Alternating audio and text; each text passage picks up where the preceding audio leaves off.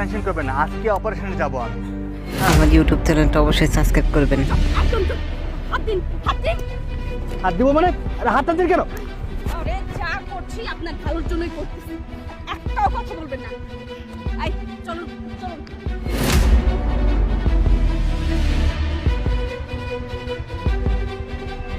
আয় দাঁড়াও, এই দিক দিয়ে কোনো পুলিশ অফিসারে যাইতে দেখছো তোমরা? না না স্যার, পুলিশ অফিসার কোত্থেকে দেখবো?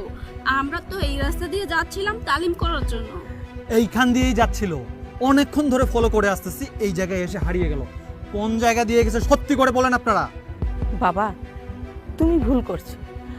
আসলে আমরা কোনো পুলিশ অফিসার দেখিনি, তুমি অন্য কোথাও খোঁজ করো। এই পুলিশের বাচ্চা গতকাল আমার কোটি কোটি টাকার অবৈধ মাল জব্দ করছে। ওরে যদি আমি পাই, ওর জন্য আমার ব্যবসার 12টা বেজে চলছে। আমি কেটে টুকরা টুকরা করে মাছের ঘিরে দেব।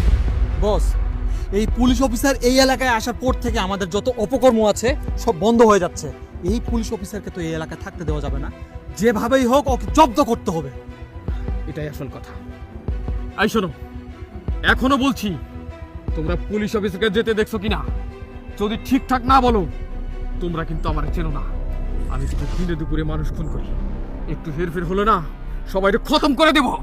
আহা, বললো তো যে এই দিক থেকে কোনো পুলিশ অফিসার যায়নি, আমরা তো তালিমে যাচ্ছি। বস, ওদের কথা শুনে মনে হচ্ছে ওরা দেখে নাই, কারণ এখানে যারা আছে সবাই মহিলা মানুষ। এক কাজ করি, আমরা সামনে যাই, সামনে গিয়ে একটু খুঁজে খাজে দেখি। চল। এক মিনিট।